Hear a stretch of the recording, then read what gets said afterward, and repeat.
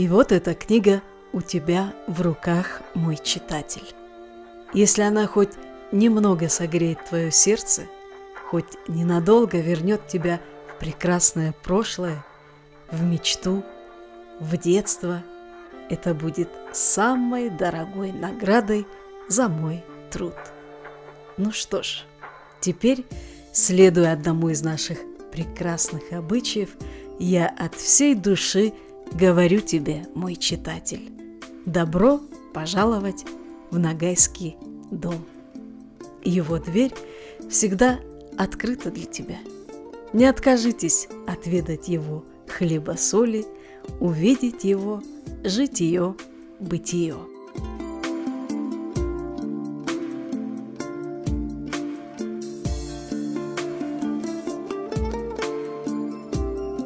В этом месте стоял дом, в котором родился Суин Капаев.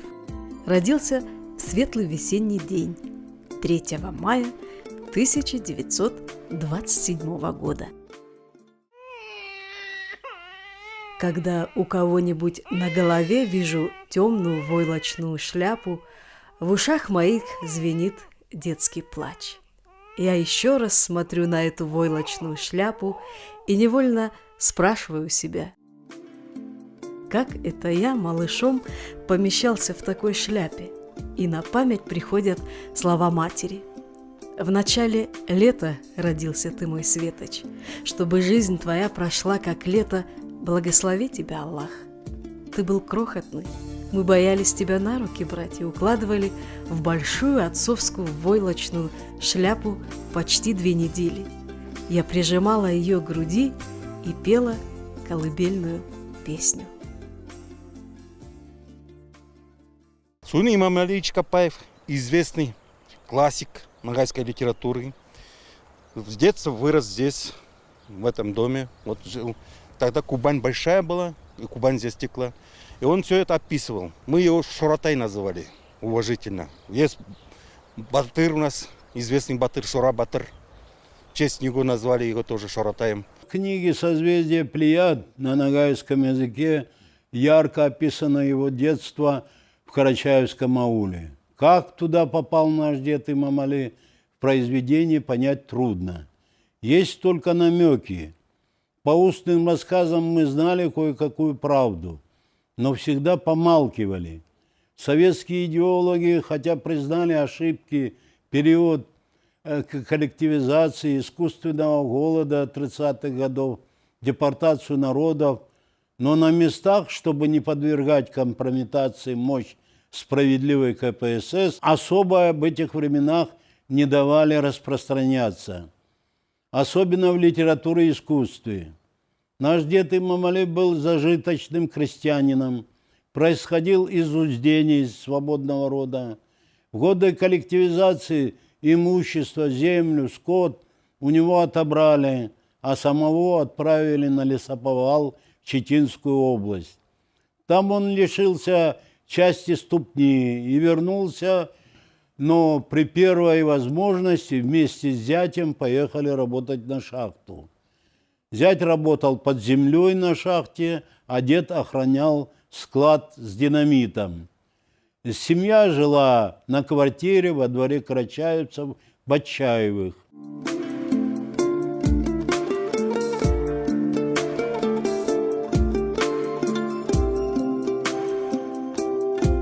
В Сарычузе, когда жили в доме Абдуллаха Батчаева, вот на этом месте.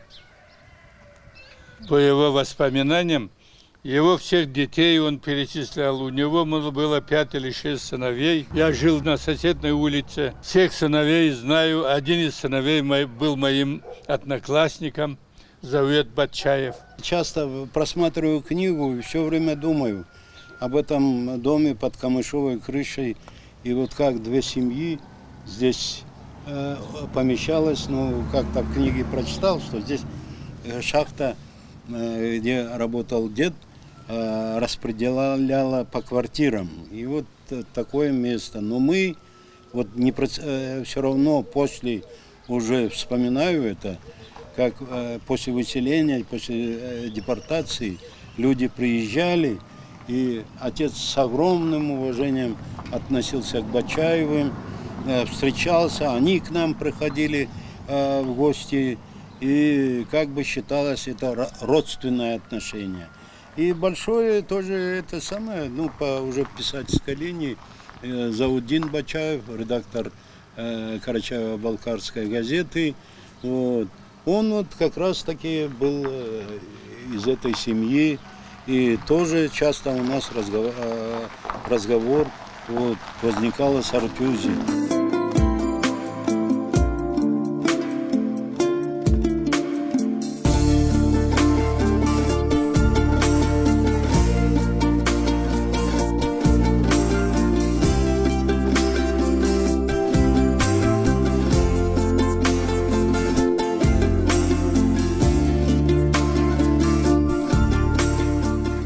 Вот и пришли мы по следам, по биографии моего отца к этому зданию.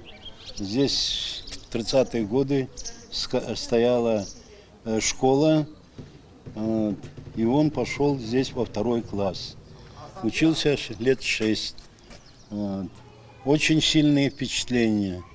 Мы, дети, даже сперва не понимали, о чем речь идет. Читали его произведения. Там он горы пишет, в горах красиво, в горах так. Думаем, какое отношение отец имел к горам. А он настоятельно пишет стихи. И это мои горы, мои горы. Я говорю, ну хоть раз скажи, равнина, степь. Да. С большим удовольствием рассказывал, вспоминал свои детские годы. Он мне рассказывал, что в детстве он жил здесь, рос здесь, в этой школе учился. Я стал перечитывать то, что давно читал, и вдруг вырисовывается где-то это название аула Сартюз тоже сказано. Вот люди мне совсем неизвестные, а для него как родные. Он пишет, мальчик Нахар, он потом на фронте погиб. И вот отец сожалел, что не успел ему выразить сочувствие, благодарность за то, что вот такая была помощь оказана со стороны этого мальчика. И много таких вещей. Природные вот эти вот места, горы с названием, известным названием, люди, которые, я потом у сартюзцев спрашивал, Алтай-гор, Шкуркар, там еще название рек, вот, и как он поднимался на вершине, пас коз, и ему неудобно было, он сперва пас одну козу, но потом выросло его стадо до 3. И когда до 3 выросло, случилась беда. Козленка, волк разорвал, и он на Алтарыре, там находил клочки шерсти. Вот. И плакал по этому козленку. Он тогда о материальной ответственности не думал, потому что он живое существо потерял там, своего друга такого.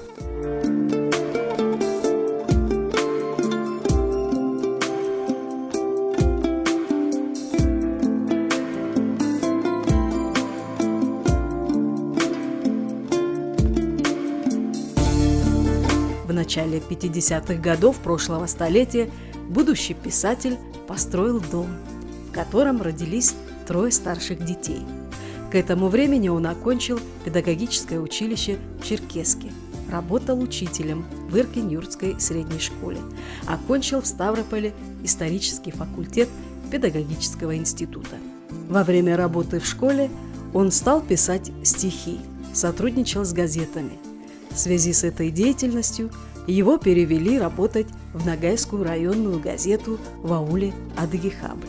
Здесь он жил в доме рядом со средней школой. В 1958 году газете «Ленин-Йолы» повысили статус, она стала областной. Суин Капаев переезжает работать в областной центр и всю оставшуюся жизнь проживает в Черкесске. В городе все менялось. Черкесск развивался, строился. У Суина Капаева рождается младшая дочь. он становится многодетным отцом.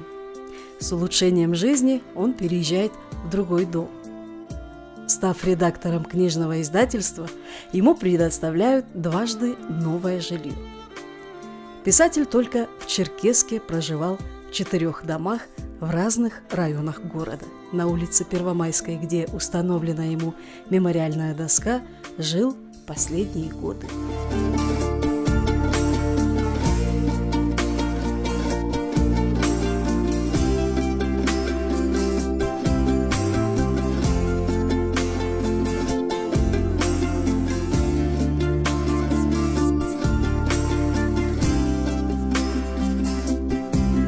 Самое знаменательное, что в этот дом мы переехали 57-58 год, потому что я первый класс пошел в АДХ, а здесь уже первый, может быть, конец первого, начало 2 класса. И 2 комнаты там внутри. Сейчас здесь магазин устроен, рядом вот поликлиника, еще поликлиники этой не было. Рядом была областная больница, вот те дома, где роддом был. Вот. И все, пустырь. Весь Черкесск одноэтажный. Здесь двухэтажных домов не было нигде. Они были в центре, 4-5 дома. И все. И самое удивительное, это я потом уже удивлялся. В то время я не удивлялся, я ничего не знал.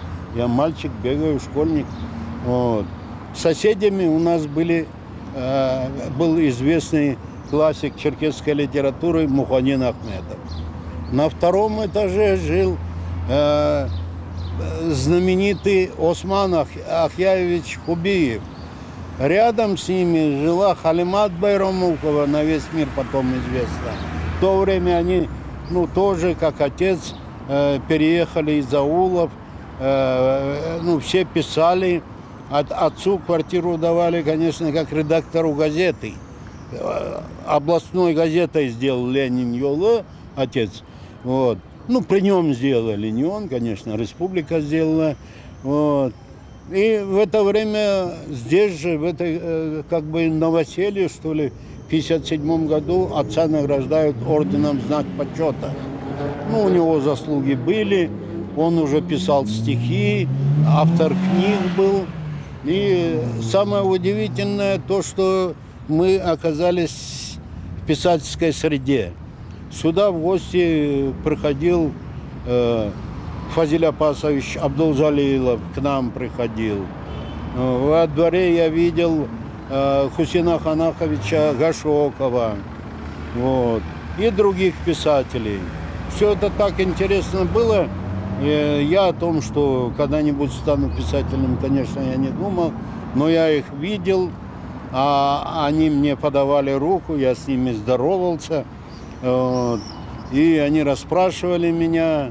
В общем, я с самого детства был знаком с классиками национальных литератур Карачаево-Черкесии.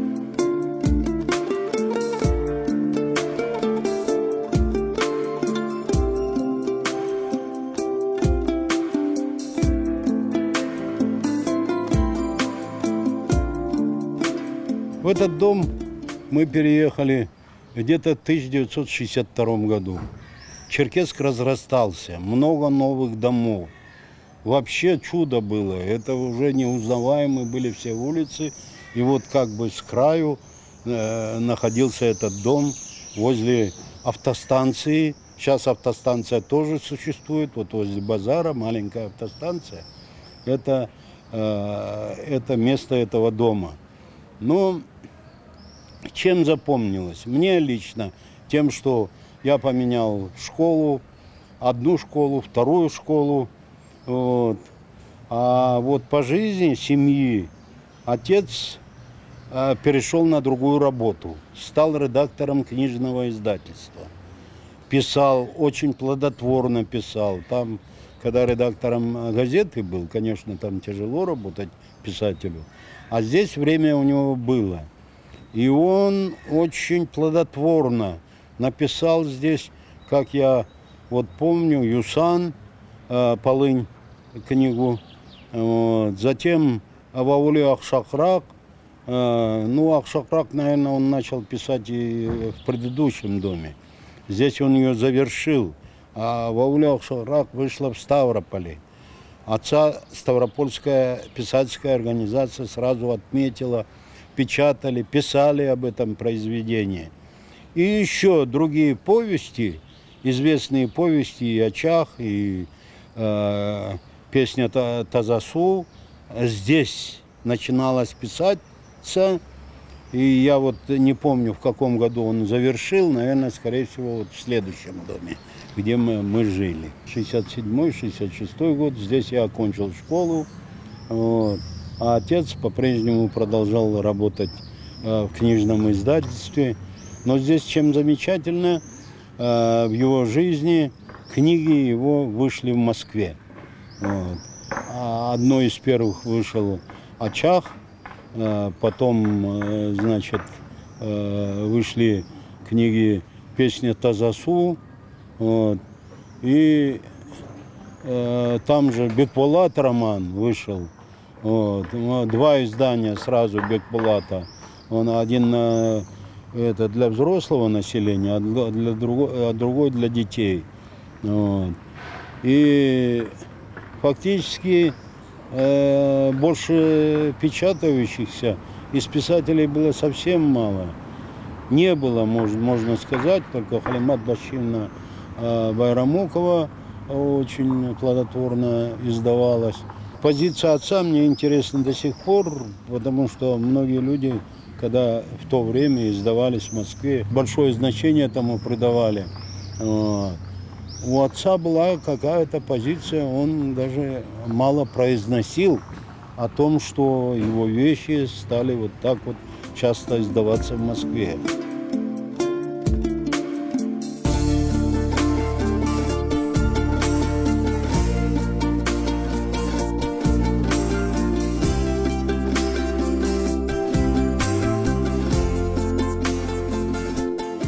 Когда отец сюда переехал, он уже был на пенсии, уже создал семью другую. Мы, значит, мама наша умерла в 1988 году, вот, в том доме. Вот. А здесь он уже, ну, одному трудно жить. Мы тоже не возражали, создай семью, говорили, чтобы уход был за ним. Ну, и самое, из творчества, самое сильное впечатление, это, конечно, то, что в этом доме, когда он переехал, вышла книга «Ногайский дом». Вот. Это Ногайский дом был очень популярен среди ногайского населения на ногайском языке. И долгое время со всех концов России обращались к нему, вот, спрашивали, задавали вопросы, делали пожелания, просили еще не напишет ли он это, не расширит ли это произведение. Вот.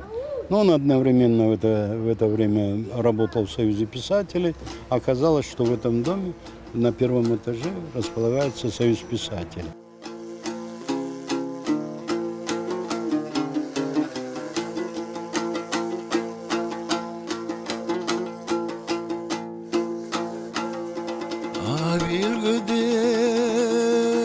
Тыпак болып ноғайым еділ яйық араларын биледі. Бата алмайын қалай көбік қаруға, ешбір яудың қолы оға тимейді.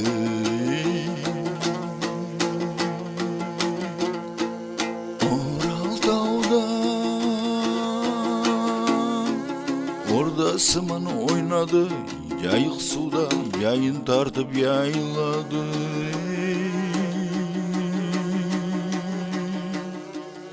El anası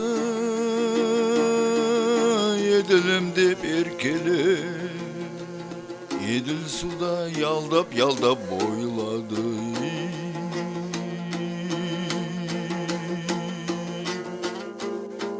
Azavdı da azap шегіп ол үрді, ерді кезді бойлап алып су езді. көп затларды бас кешіріп ол көнді. Терк суыман құм суының арасын айтып кетті бізім туға тамырды.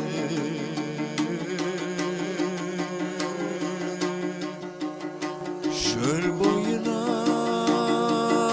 шашып кетті асын таслар, тудықларға бізден қалған қабырды.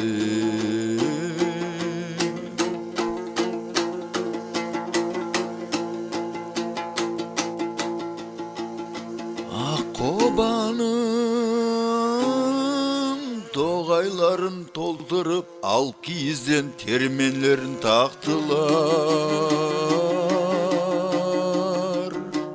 Сүттей аппақ топар-топар йылқыларын бақтылар.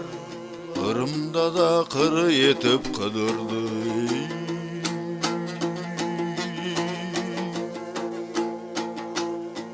Тақты сүйіп тақылдаған мырзалар малдай көрмей қара халықты саттылар. Сосы дүния айлақтарды бізге де бір-біріне тұзқап оқлар аттылар. Бұрын үлкен қырал болғанбыз біз. Орда, Ноғай ордасын білесіз өзіңіз. Саулайын еді. Үлкен сулардың жағаларын алып тұрған Ноғай ордасы. Өктемсігенде біздің сол заманда болған жырауларымыз бар үлкен. Олар қалдырған бізге асаба етіп, жырларын өздерінің дестанларын, оларман өктемсімеге біздің неміз бар, ықтиярымыз. Многие люди этого поколения, творческие люди, которые по существу создавали тот уровень культуры национальной, литературы, те нормы, те нравственные какие-то мерки, по которым потом уже, может быть, творили и на которые ориентировались писатели следующих поколений. Огромной, может быть, заслугой Капаева Суюна является то, что он в литературе новейшего времени создал характеры. Да, они в какой-то мере, конечно, обозначены и ангажированы тем временем, но, тем не менее, в них отразился национальный характер, национальный менталитет, любовь писателя к своему народу и те представления о хорошем, о правильном, о нужном, которые, в общем-то, нам всем необходимы и сегодня. Отец часто бывал в разных районах проживания нагайцев. Встречался он с читателями на Ставрополе, в Чечне, Дагестане, Астраханской области и в Карачаево-Черкесии. Везде он говорил о том, что, несмотря на такую географическую разбросанность, нагайцы были и остаются коренными жителями своего места жительства. Любите и берегите свою землю, почитайте историю, гордитесь тем, что мы один из известных коренных народов России. Şıgadılar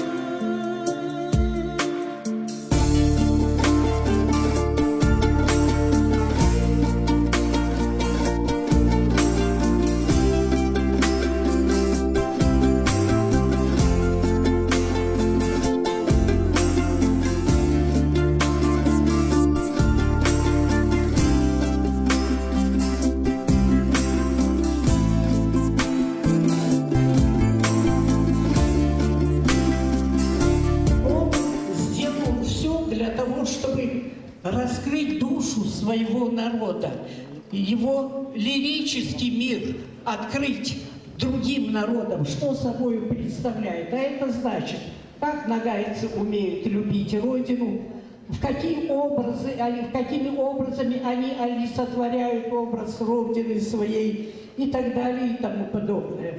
У него есть замечательные строки его песни. Его песни о нагайском народе, они больше, чем мое выступление, отражают то, что он хотел сказать. Вот эта песня, созданная им о нагайском народе, о его бытие, о его философии, о его жизни, она звучит в таких строках. И сколько жизней было в песне той, разлившейся под сенью небосвода, и как будто луч дрожал в ней золотой, и отразилась вся душа народа.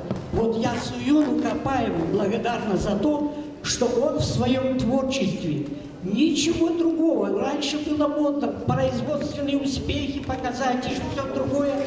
Он отразил душу нагайца, его любовь, и отразил это в образах. И жил две тонкие струны. В них то речушки звон средь ночи, а то в седой степи топочут под жгучим солнцем табуны. Две тонкие струны и жил, в них слышится печаль порою. Ущелье видится сырое, пройти его не хватит сил. Всего две жилы, но они рождают песню, что двужильно. И голос домбры, чистый, сильный, выстаивал в лихие дни. И к свету выводил певца, какая в сердце не терзала печаль. Из гребня перевала ширь открывалась без конца. Да в домбру малую народ вложил веков протяжных эхо. В ней дремлет колокольчик смеха, окаменевший стон живет. Певец на струны положил ладонь.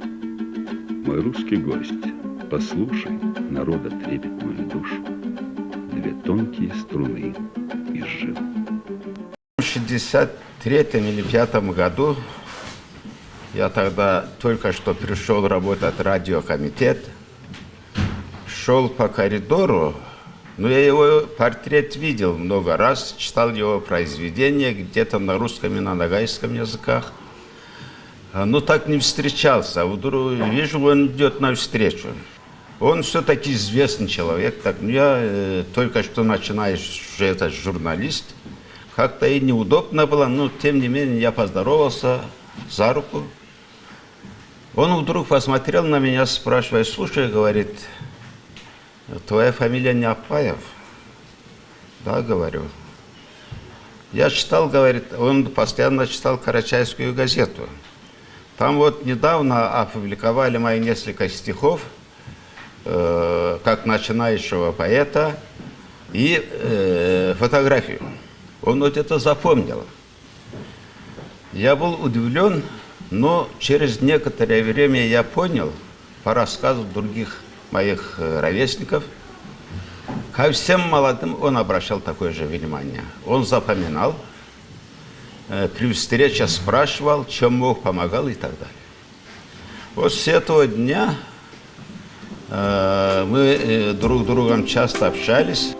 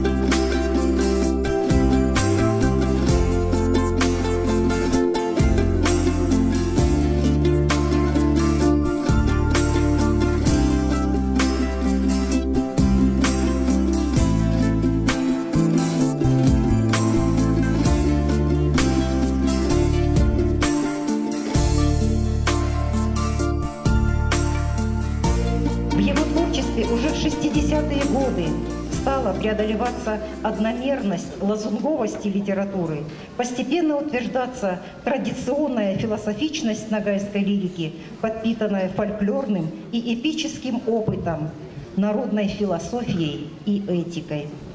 В этом смысле наследие Суюна Капаева – опровержение распространенного тезиса о фатальной несостоятельности литературы советского времени. Более того, это огромный по объему и бесценный по значимости вклад в духовную биографию национальной культуры. Через призму мировосприятия своего соплеменника писатель отразил исторические перипетии XX века. Его творчество – художественное зеркало эпохи, в котором отразился дух времени, самочувствие народа, эволюция его сознания. Он знал степь, ее людей, их многотрудную жизнь, чувствовал сердцем ее притяжение, быть может, объясняя это отчасти генетической памятью.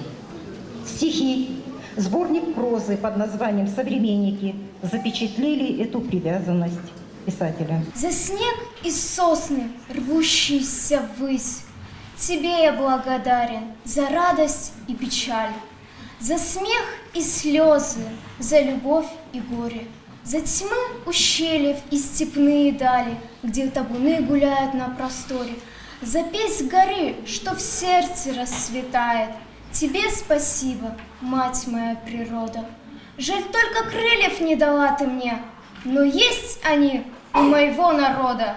Дом нагайца не мал, не велик. Он, как степь, необъятен, просторен. В нем найдут и дитя, и старик, россыпь жизненной мудрости зерен.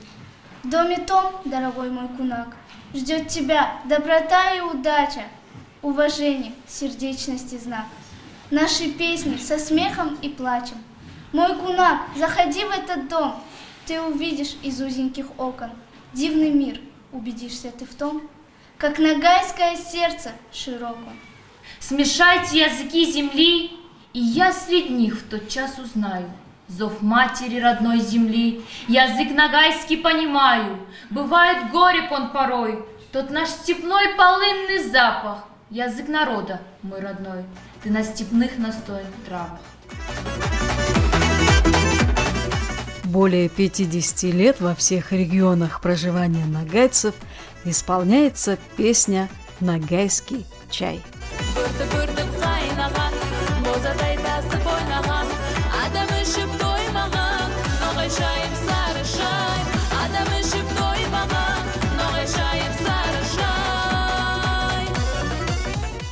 Ноғайдың тойы көп, қызды берген қыз алған. Сабан тойы оның бар, қара ерге іс салған. Ей сабантой, бабалардан қалған той. Тойларым ішінде алды юлды алған той.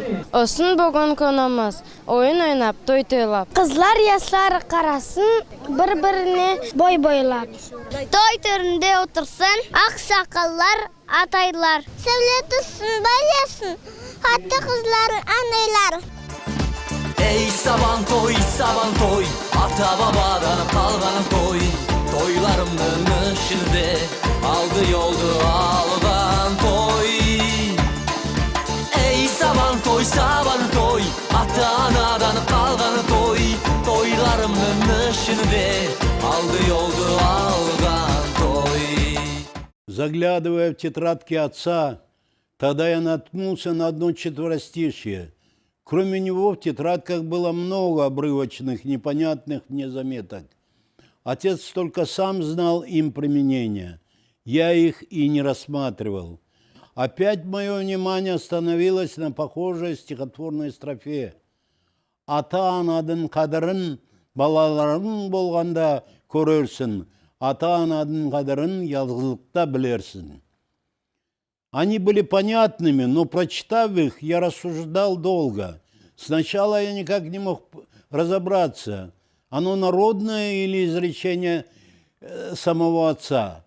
Часто у него в стихах и в прозе звучали фразы, больше смахивающие на народные афоризмы, значительную часть которых сочинял он сам. Первая мысль четверостишия была ясна. Когда воспитываешь своих детей, ты проникаешь во все переживания родителей в пору твоего детства. Вторая мысль заставила меня поразмышлять. Сам отец в одиночестве никогда не оставался. Слава Всевышнему, у него было 4 детей и 9 внуков и внучек. Всех их он любил и почти ежедневно общался со всеми. Говорить о его одиночестве было бы неестественно. После я часто вспоминал это четверостишье, почему-то он его записал. И когда его не стало, через несколько лет я перечитал тетрадки. Их значение уяснишь для себя, когда останешься в одиночестве. Хотя и у меня есть дети и внуки, но от того, что я остался без родителей, в меня вселилось чувство своего сиротства. Видимо, в нас так глубоко сидит ощущение родительской опеки. Часто даже мне, пожилому человеку, не хватает ее. Моя мать ушла из жизни в 1988 году. Отец ушел в ночь с 20 на 21 мая 2001 года. Он лежал в больнице, я не знал, о чем он думал в ту ночь, но по звонку накануне, только не о кончине. Как-то уверенно полагаю, что он не знал о том, что произойдет. Однако о смерти думает любой, и он, конечно, тоже думал. «Я умираю, не горюй и не страдай, если кто скажет, родившийся не умрет, не верь». Отец часто повторял эти строки нашего древнетюркского поэта Юсуфа Баласагуни. «Бессмертных нет», часто говорил он сам, будто доказывал аксиому. Однако сомнения у него были. Мы с ним ходили на дачу, когда пришли, он довольно усталый, сел на скамейку и, как бы разговаривая сам с собой, произнес: «Хочу легкой смерти, чтобы не почувствовать, как уходишь». Но не бывает легкой смерти. Жизнь и смерть неразрывны между собой, хотя оба понятия несовместимы между собой. Жизнь – это жизнь, смерть – она смерть сама по себе. Смерть обрывает жизнь, смерть неотвратима, смерть бессмертна. Он повторил название моей книги, потом посмотрел на меня и серьезно сказал: «Только не надо об этом часто говорить, придет сама». Некоторые представители других народов недоумевают, почему нагайцы так быстро хоронят своих умерших. Этому тоже есть своя веская причина. К умершему собирается почти весь аул. Приезжают выразить соболезнования из других аулов все, кто знал покойного. И все хотят выразить соболезнования. А женщины его выражают громким плачем. Все это очень тяжело действует на собравшихся. Наверное, из-за того, чтобы не удручать печалью пришедших на похороны, умершего утром хоронят в тот же день, а умершего после обеда на следующий день. Нагаец старался с этого света уходить без греха. Это считалось целью его жизни. Но, увы, последние годы, когда власти пропагандировали безбожие, люди, особенно молодые, о безгрешной жизни не думали. И даже никто не вспоминал мудрые слова предков. Не будет благополучия тому, кто не чтит память ушедших в иной мир.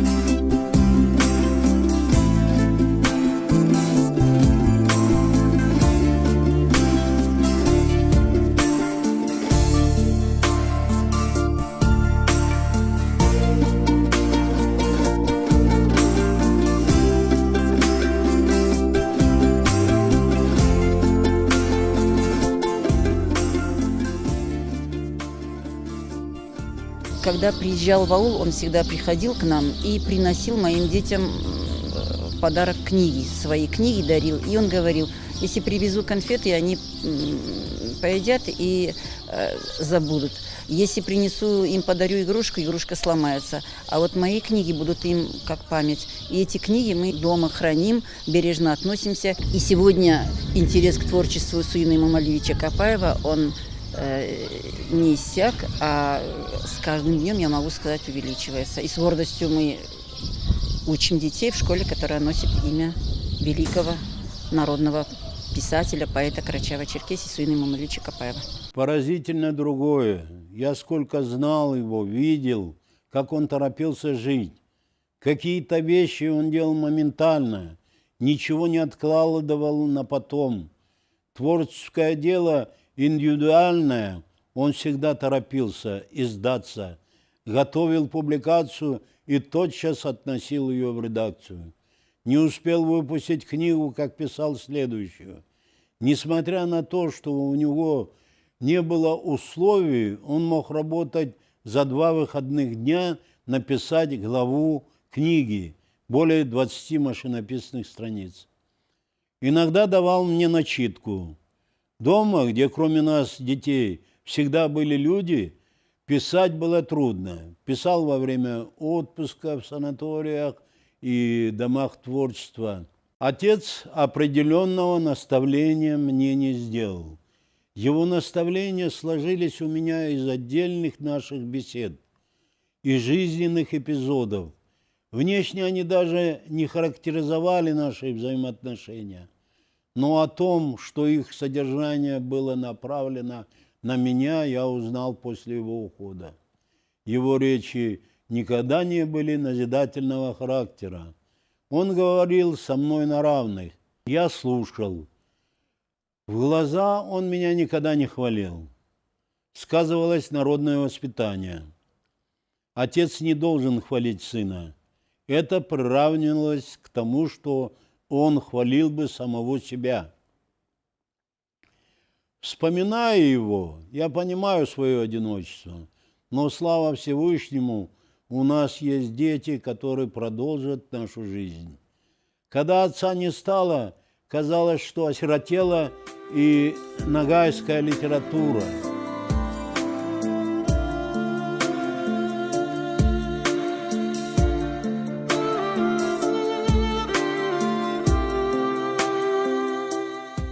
Только одна книга «Песня Тазасу» перетерпела 7 переизданий в Черкесске, в Ставрополе, Нукусе, Каракалпакии, дважды в Алмате, дважды в Москве.